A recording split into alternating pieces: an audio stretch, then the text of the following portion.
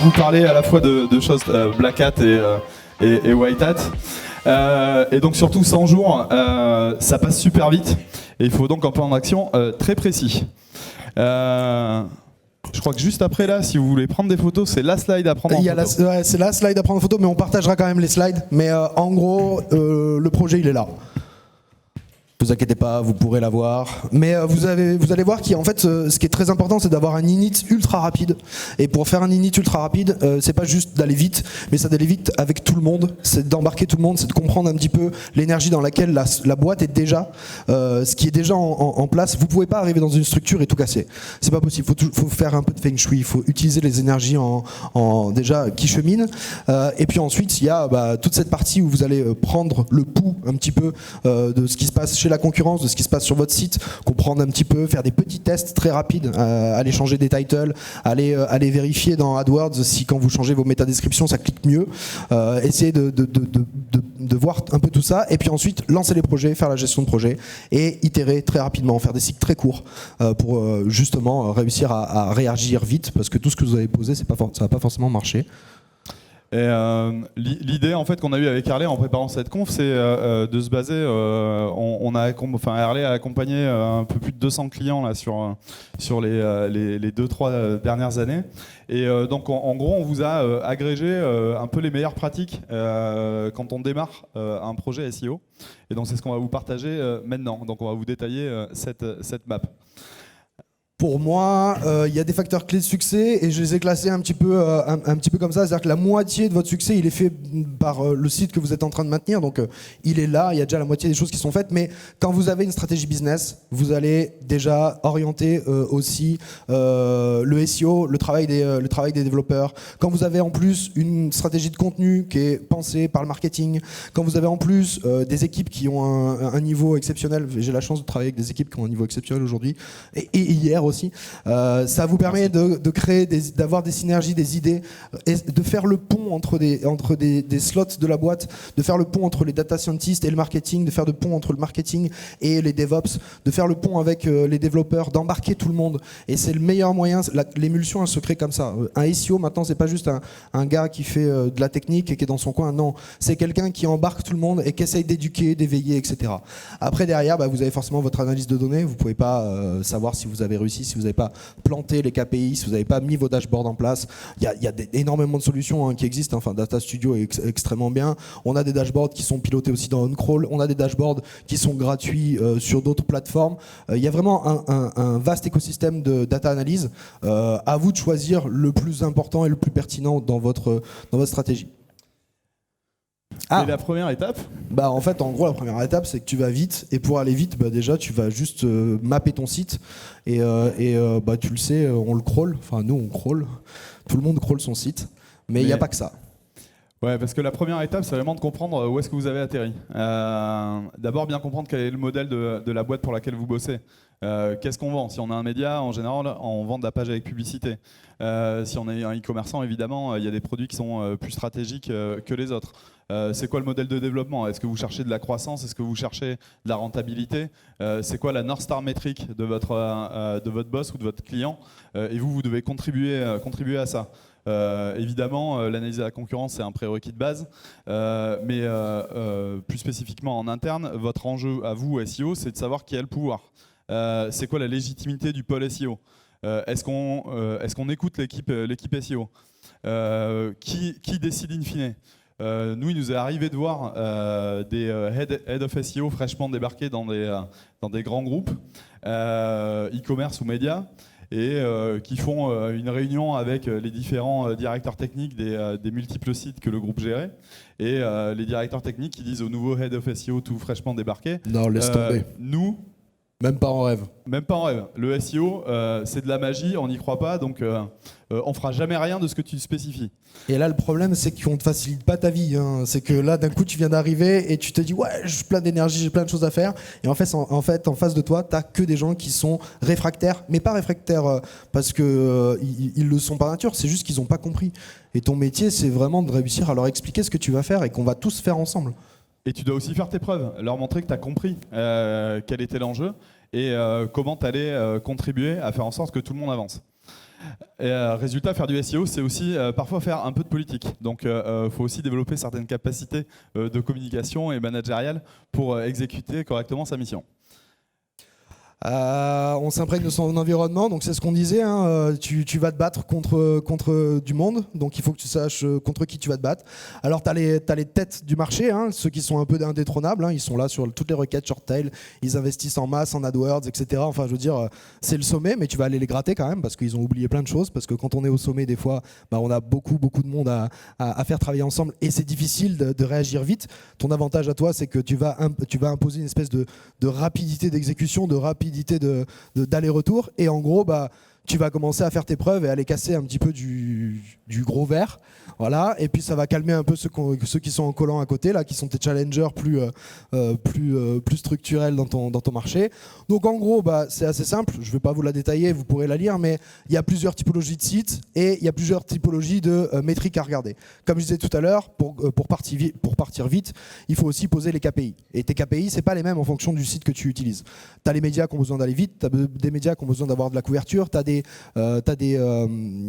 marketplaces qui ont besoin d'avoir une optimisation affûtée du budget de crawl. Alors je ne sais pas si on a le droit de le dire, pas le dire, enfin bon bref, vous savez ce que c'est, hein, le nombre de visites de Googlebot.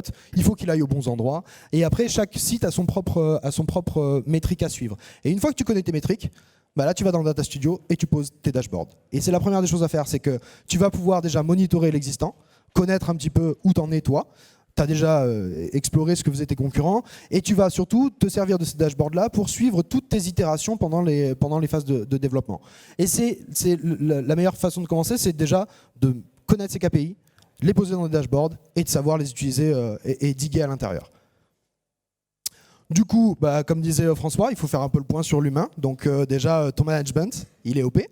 Il t'a recruté, donc normalement il doit être à peu près OP sur ce que tu as envie de faire, mais peut-être qu'il n'est pas encore assez éduqué, éveillé. Il va falloir que tu lui donnes du sens. Souvent les grandes stars dans les grandes sociétés disent expliquez d'abord le pourquoi. Pourquoi on fait ça? Pourquoi on va là? Expliquez pas ce que vous allez faire en détail, ils comprendront pas, ils sont foot. Oui. Voilà. On est des punks. Hein. Une fois que ton management est éveillé, tu vas pouvoir avoir un relais chez toi et tu vas aller parler à ton IT. Et ton IT, est-ce qu'il est prêt à partager ses datas? Alors il y a un grand sujet sur le partage des datas. Moi je pense une chose, et ok, j'ai bossé chez OnCrawl, mais je le pense quand même, et c'est pas moi qui le dis. Dans le blog de Moz, c'est dit aussi. Si tu fais pas d'analyse, alors de log, mais d'analyse de données interne à ton business, analyse de CRM, analyse d'utilisateur, tu n'auras aucun savoir. Tu vas aller au doigt mouillé explorer certains territoires et c'est pas bon. Donc vérifiez que tout le monde est prêt à partager toutes ces données. Les data scientists, l'IT, etc. Tes devs, il faut que tu les éduques. Il y a 1000 manières différentes de faire une page web. Il y en a 5 qui marchent en SEO et tout le reste, ça peut planter ton SEO. Et puis ensuite, tu vas appeler un peu la com, voir un peu les rédacteurs, peut-être profiter de services que vous connaissez ici, qui sont représentés pour aller embarquer des rédacteurs, construire une stratégie éditoriale, parce que faire un site web sans édito à côté, ça marche plus. Et ensuite, il faut que tout ça soit organisé par un PO.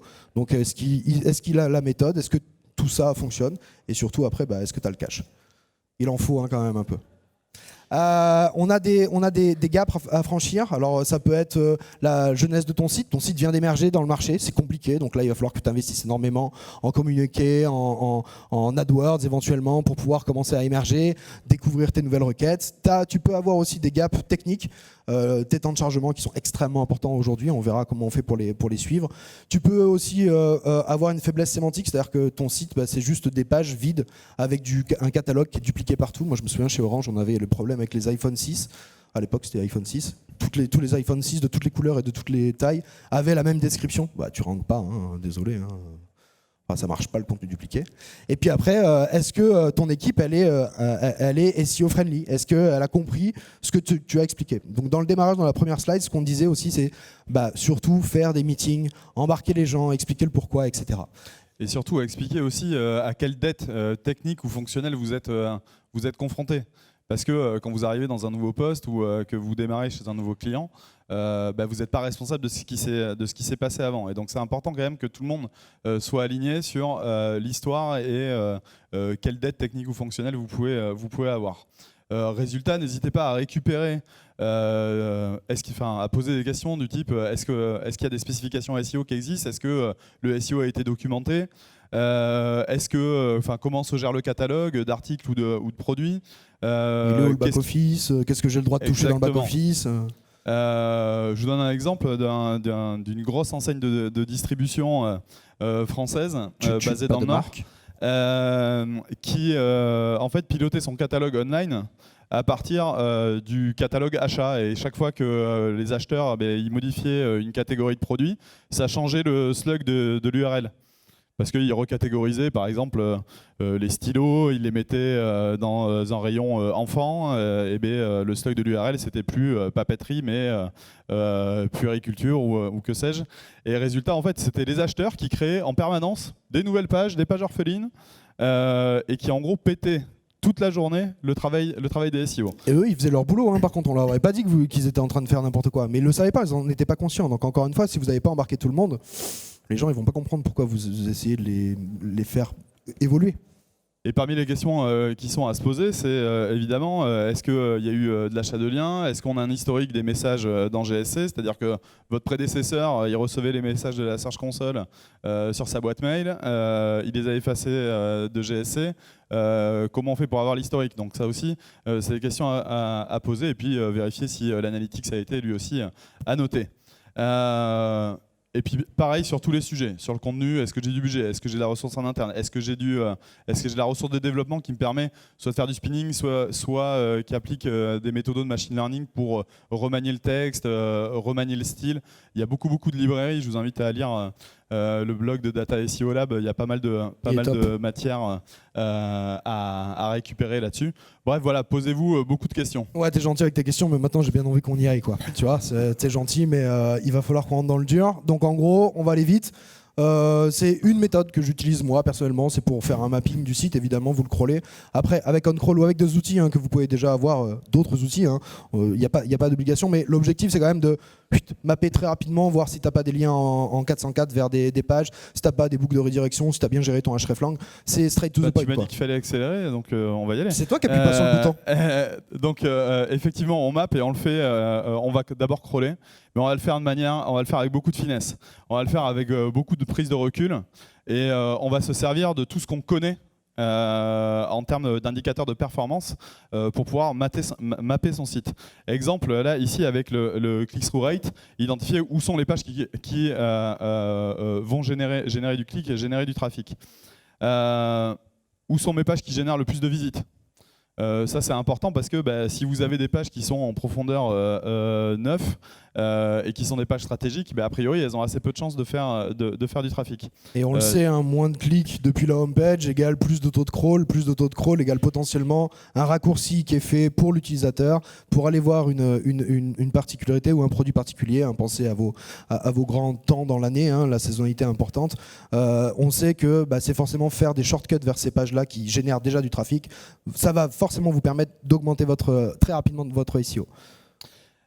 Vous pouvez aussi vous attacher au nombre de mots-clés pour savoir où sont vos pages qui remontent sur de la top tail, de la middle tail ou de la long tail. Là aussi, il n'y a pas les mêmes niveaux de concurrence, donc là aussi, assurez-vous que dans votre architecture, les pages qui répondent à ces mots-clés-là, elles sont positionnées correctement. Donc il ne s'agit pas juste de savoir combien vous avez de niveau de profondeur ou quel est le flux de popularité vers telle ou telle page. L'idée, c'est de savoir si tout ça respecte une certaine logique par rapport à l'état de la concurrence ou à vos enjeux business. Et puis très simplement, regardez où sont vos pages qui rankent et celles qui ne rankent pas. Ça évidemment, c'est des dashboards qui sont pré-buildés dans des solutions comme la nôtre, de manière à, en intégrant par exemple les données de Search Console, pour savoir exactement où sont vos pages qui rankent. Ce qu'il faut bien comprendre, c'est que des données, vous en avez partout. Mais vraiment partout. Vous avez GA, vous avez votre CRM, vous avez Google Search Console, vous avez des données comme d'autres outils tierces avec des API. Mais à un moment, il va falloir que vous fassiez converger les bons métriques dans chacune de ces plateformes. Par exemple, Majestic, Topical Trustflow et Citationflow. Faites-les converger pour revenir sur OK, j'avais fait un mapping de mon site, j'avais une architecture qui était comme ça, j'avais ces typologies de pages-là. OK, maintenant je vais aller chercher les datas en externe pour voir sur chaque typologie quels sont mes gaps ou quels sont mes points faibles ou mes points forts. Je vais consolider mes points forts et améliorer mes points faibles. Résultat, en quelques heures, vous pouvez trouver déjà votre premier quick win. Et je vais vous donner un exemple. Donc là, c'est un site de météo. Ce que vous voyez en bleu dans le flux, dans le in-rank flow, donc un graphe qui présente la diffusion de popularité à l'intérieur d'un site, vous voyez en fait que la catégorie bleue, donc c'est un site de météo sur les sports nautiques. Et donc la catégorie bleue, c'est la catégorie report. Ça, c'est leur core business. Cette partie-là, elle ne fait des liens que vers elle-même. Et vous voyez qu'il y a très peu de contribution des autres parties du site vers cette partie qui est la partie top priorité. Et quand vous regardez en fait le niveau de page active, vous vous rendez compte que le gros des pages est évidemment des pages qui appartiennent à cette catégorie report. Et vous voyez qu'il y a 25 000 pages dispo sur cette catégorie-là. Or, il n'y en a que 2% qui génèrent du trafic. Oh.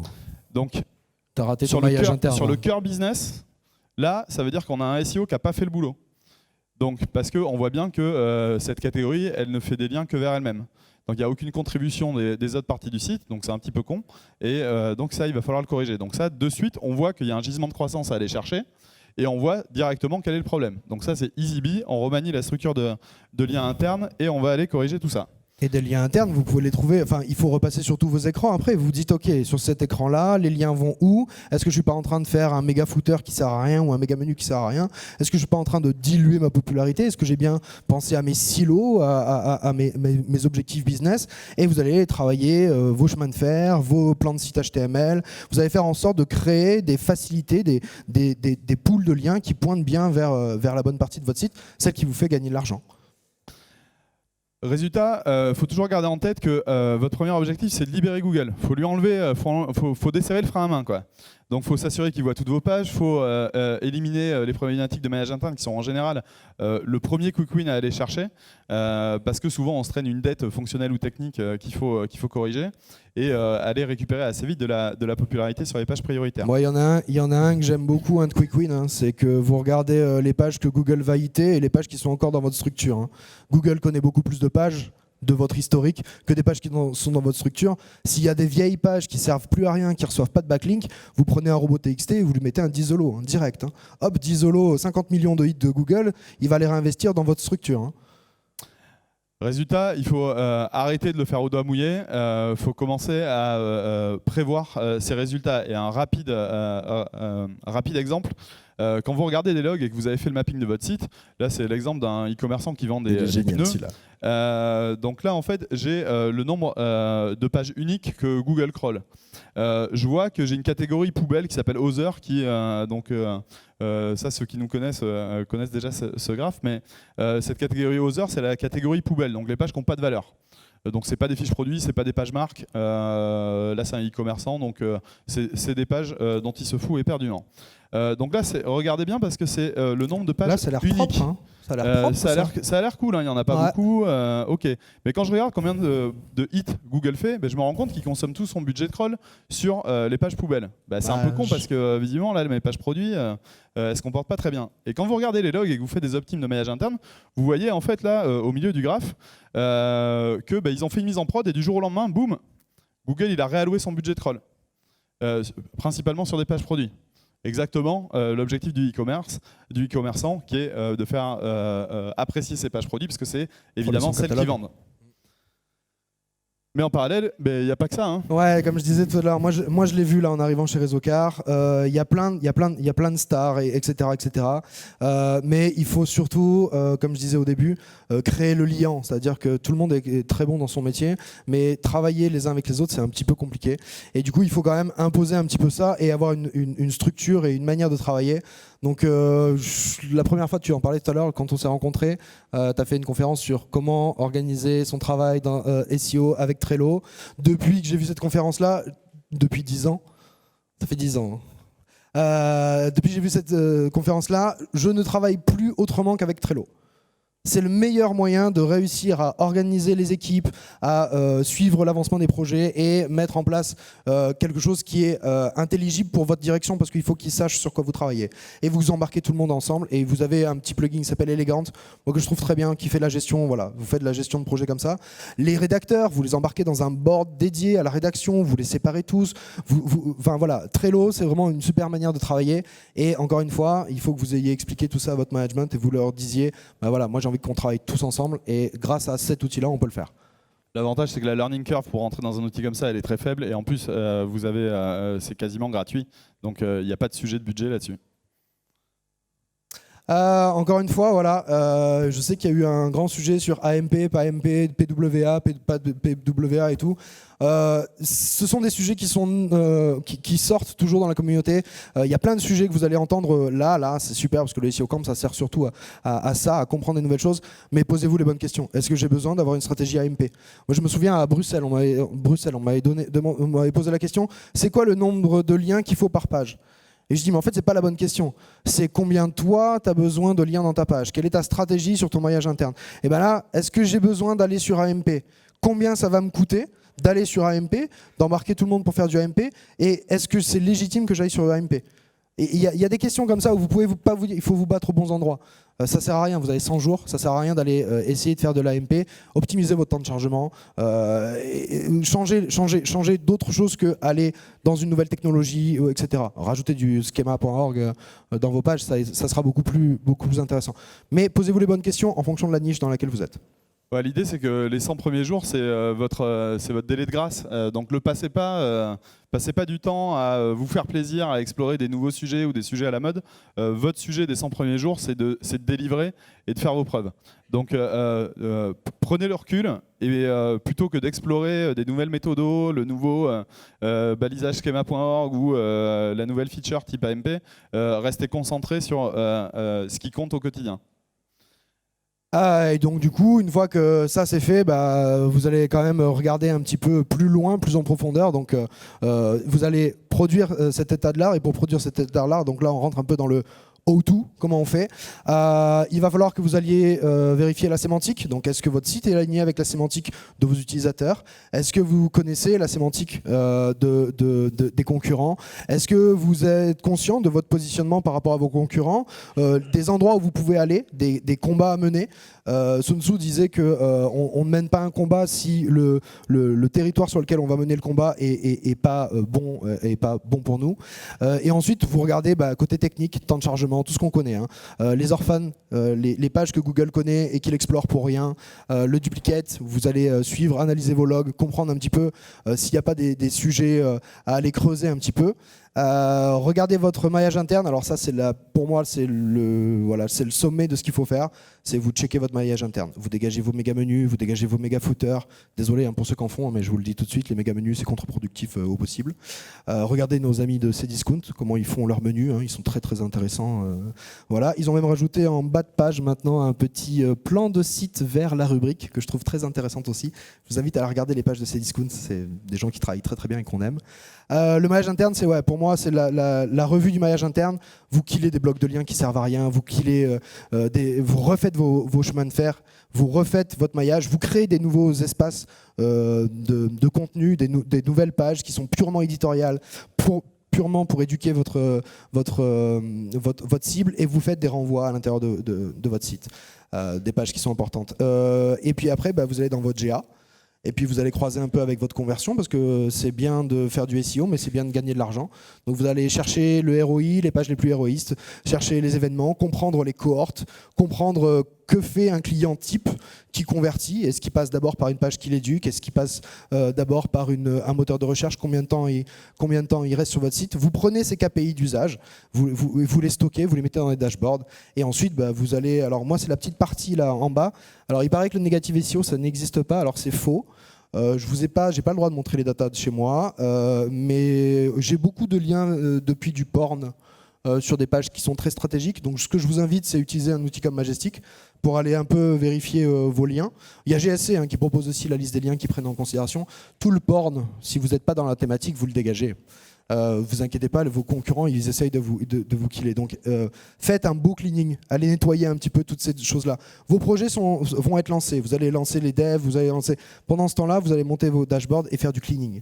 Faire de l'optimisation de title pour améliorer le CTR, parce qu'on a découvert les pages qui avaient un bon CTR. Donc, on prend les bonnes pratiques des pages qui ont des bons CTR et on les applique à toutes les autres. Et du coup, pour la sémantique, alors j'ai fait un petit point sémantique parce que je pense que c'est intéressant. Il y a plein d'outils on a plein de potes qui font des outils sémantiques et tous se valent vraiment. Enfin, je préfère pas en citer pour pas qu'on me dise ah, t'as cité celui de l'autre mais pas le mien. Il y a vraiment des belles choses à faire, mais n'oubliez pas que vous avez déjà des outils gratuits qui vous permettent d'explorer la sémantique. Google AdWords vous permet d'aller créer des campagnes full auto. Moi, j'aime bien le côté campagne full auto. J'ai un site, j'ai une campagne full automatisée lancée dans Google Analytics, et 3 semaines après, je vais regarder les requêtes qui ont marché. Et sur ces requêtes-là, je vais découvrir des mots-clés, c'est sûr. Après, vous voyez en bas, moi, j'utilise maintenant du Python en live pour aller faire de l'exploration de Google Suggest. J'aime bien aller chercher un peu ce qu'il y a dans Google Suggest, les People Also Ask. Il y a plein de plugins, il y a plein d'outils. Vous n'avez pas besoin de payer des sommes phénoménales pour faire votre analyse sémantique. Il faut que vous soyez malin, il faut que vous ayez les bons outils, il faut que vous compreniez que c'est Google qui décide un peu de la sémantique de votre niche. Allez regarder en bas de page de Google, allez regarder les People Also Ask. Il y a plein de choses super intéressantes. C'est très facile de faire la sémantique aujourd'hui. L'idée, une fois encore, c'est pas de perdre du temps à explorer différentes méthodes, mais l'idée, c'est d'aller récupérer vite de la donnée et de vite actionner par rapport à la connaissance que vous venez de construire. Et puis, il y a des trucs qui sont... Voilà, moi, ça me fait particulièrement triper, c'est de réussir à catégoriser ces mots-clés, à comprendre qu'il y a des mots-clés transactionnels, il y a des mots-clés informationnels, que vous avez une sémantique qui est bonne ou mauvaise, et il faut que vous sachiez vers où vous devez tendre. Où est-ce qu'il se fait ce ROI? Est-ce qu'il se fait plutôt sur le groupe bleu? Est-ce qu'il se fait plutôt sur le groupe violet? Essayez de créer des contenus qui vont avec, ces pages héroïstes. Ça, moi, ça me fait absolument triper.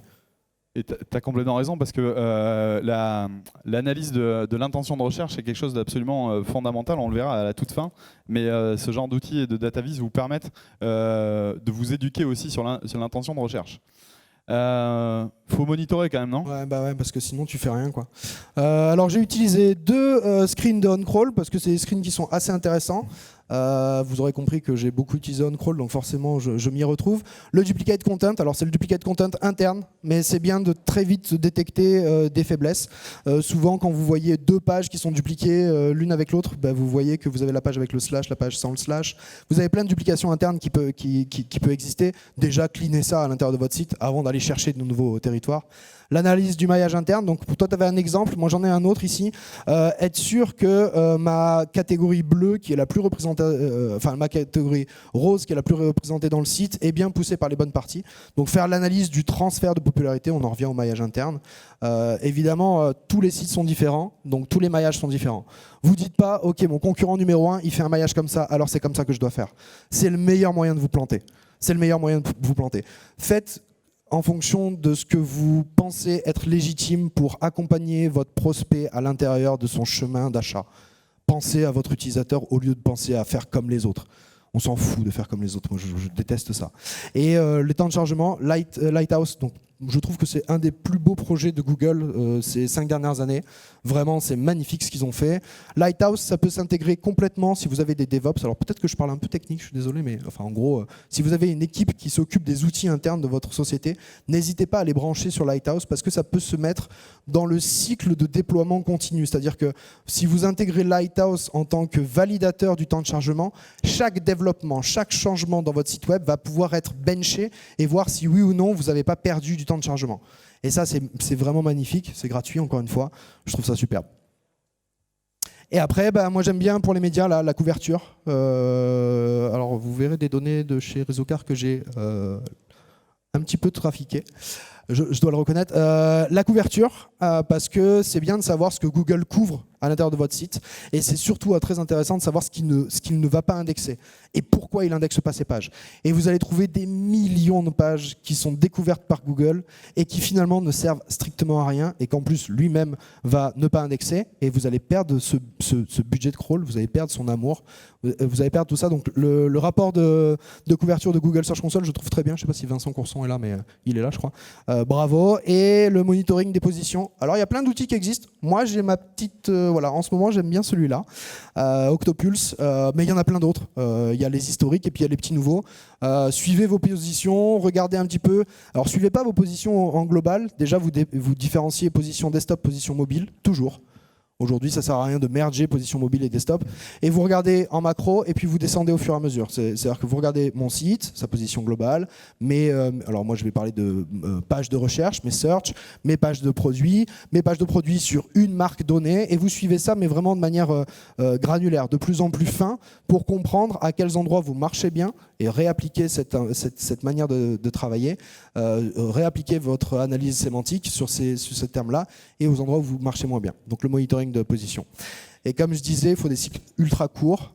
J'ai pas mis la source, mais je mettrai cette source parce que je trouve que ce schéma est parfait. C'est bien d'avoir une itération extrêmement rapide. Et c'est pour ça que tout le début, d'embarquer l'équipe avec vous, elle vous permet d'avoir des supporters fidèles et qui reviennent. Et itérer très rapidement, ça vous fait gagner énormément en puissance. Mais donc, il faut que vous vous acclimatiez à la boîte pour laquelle dans laquelle vous venez d'arriver. Vous devez les éduquer. Et vous, de votre côté, ce que vous leur devez, c'est aussi de prendre en compte les contraintes d'un point de vue business dans l'équipe SEO. Et donc, là aussi, vous devez croiser vos analyses SEO avec des données, par exemple, de la performance commerciale. Est-ce que c'est logique, dans un cas comme celui-là, d'avoir en profondeur 5 à 9 mes pages qui font plus de 100 000 € de chiffre d'affaires par mois? Dommage. Peut-être pas, parce qu'a priori elles sont super rémunératrices, mais a priori on voyait tout à l'heure que potentiellement plus on était profond et moins les pages étaient actives. Et puis c'est difficile pour un client d'aller convertir s'il faut si c'est le parcours du combattant pour aller jusqu'à cette page-là. Encore une fois, c'est juste de la logique. Résultat, tu as exactement raison, parce que là, est-ce que c'est logique d'avoir en fait, c'est les taux de conversion des pages. Donc j'ai mappé le site avec les taux de conversion de chaque page. Et tiens, c'est un peu bizarre d'avoir des super taux de conversion sur des pages qui sont ultra profondes. Ouais, c'est un peu con parce qu'a priori, elles vont avoir quand même du mal à générer du trafic. Or, ce sont celles qui convertissent le mieux.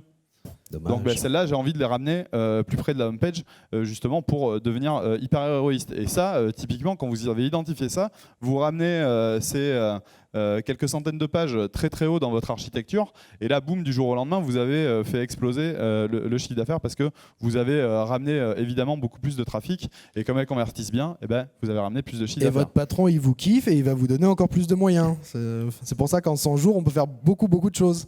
Résultat, voilà, testez, apprenez, obtenez des petites victoires parce que ça vous crédibilise, et évidemment, répétez et recommencez. Et surtout, quand vous avez ça en tête, que vous arrivez à exécuter ça, vous êtes en mesure de toujours préparer le coup d'après. Pourquoi? Parce que vous avez prouvé, grâce à tout ça, que vous pouviez obtenir des résultats. Vous avez une base SEO qui est plus solide, parce que vous avez, comme l'a dit Harley, éliminé les pages qui étaient les plus merdiques. On a bientôt fini. Et résultat, vous êtes capable de préparer l'avenir. Et surtout, vous le faites, vous préparez ce coup d'après, parce que vous êtes malin. Parce que vous avez cette capacité à prendre du recul et que vous n'êtes pas collé à votre pure technique SEO ou au sujet SEO à la mode. Et puis ça bouge, le SEO, ça va très vite, il faut suivre un peu. Vous avez des best practices à absolument respecter. Vous connaissez les métriques communs des pages qui rankent. Ok, mais c'est ça votre cible. Facile. Il n'y a pas à tergiverser. On voit bien que là, les pages qui rankent en première page, elles ont des caractéristiques qui se ressemblent beaucoup sur le temps de chargement, sur la popularité, sur la profondeur, etc. etc. Et résultat, vous pouvez aussi être de vrais acteurs de la stratégie marketing. Parce qu'une fois que vous avez tout propre, que vous avez obtenu les premiers résultats, mais vous pouvez commencer à être un peu créatif. Et là, je vous donne un exemple d'un de nos clients qui est juste hallucinant. En gros, vous connaissez peut-être le site Tom's Guide, c'est un média. Mais en fait, ils se sont posé la question de comment on fait pour accompagner notre cible client à chaque étape du processus d'achat de produits high-tech. Et donc, je vous ai mis quelques exemples. Donc au départ, ben voilà, je me pose la question de quelle est la taille de l'écran entre un iPhone XR et un iPhone XS. Et là, boum, ils ont l'Instant Answer. Ils ont préparé du contenu qui répond en Instant Answer. Et puis, tiens, quelques jours plus tard, ça m'a amusé de lire ça et ça m'intéresse vraiment bien. Par contre, j'ai vu qu'il y avait le Pixel 3 qui était sorti. Donc tiens, ça donne quoi iPhone XS versus le Pixel 3 ? Et là, boum, encore une fois, rich snippet, résultat enrichi de Google. Et le premier résultat, boum, ils ont aussi une page qui répond à ça. Merci schema.org. Ouais, évidemment, ça demande une analyse de l'intention de recherche et du verbiage HTML adapté, type schema.org. Et ils vont même plus loin, parce qu'une fois qu'ils ont fait ça, donc en gros, je me suis posé la question de la taille de l'écran de mon téléphone, je compare deux modèles de téléphone, ils sont déjà bons là et là. D'ailleurs, au passage, ils ne se privent pas pour retargeter les mecs qui sont déjà venus à chaque étape. Et dernier point, là, ça y est, c'est bon, je suis décidé, je suis prêt à acheter. C'est quoi le best deal pour un Pixel 3 ? Et boum, ils ont encore une page qui rank en numéro 1 sur cette partie-là. Ça veut dire quoi ? Ça veut dire que sur toute la shopping mission de l'internaute qui est intéressé pour s'acheter un nouveau téléphone, ils sont là, ils sont présents. Donc, ils ont préparé les contenus, ils ont préparé le SEO technique là-dessus, ils ont analysé l'intention de recherche. Ils ont exactement exécuté ce qu'il fallait en SEO pour aller tirer le maximum de trafic sur leurs mots-clés cibles. Et donc, si vous ne faites pas tout le process qu'on vient de décrire, que vous n'avez pas les bases solides, impossible de vous attacher à des sujets comme ça qui sont a priori quand même les sujets les plus intéressants et les plus stratégiques à poursuivre quand on fait du SEO. Parce que là, vous contribuez. Vous imaginez l'avantage concurrentiel que développe ce site-là ? À chaque étape, il rassure le client qui est en processus d'achat. Et eux, évidemment, ils se rémunèrent avec des liens d'affiliation. Et c'est le SEO qui a fait ça. Hein. Le SEO, il a permis ça. Hein. Il est allé chercher les requêtes, il a cleané le site, il a mis la performance au sein du code, il a optimisé le maillage interne, etc. etc. Enfin, je veux dire, c'est votre métier de faire ça. Pour ceux que ça intéresse, ces histoires d'intention de recherche et de paramétrage technique, j'ai fait une conférence il y a une dizaine de jours à Portland, justement là-dessus, et il y a 2-3 exemples justement de mapping par rapport à l'analyse de l'intention de recherche. Donc n'hésitez pas à aller sur le SlideShare d'OnCrawl, vous pourrez y accéder. Et résultat, voilà, votre équipe a les bons réflexes et travaille efficacement. Et donc vous avez toutes les clés pour exécuter à votre tour. On vous remercie.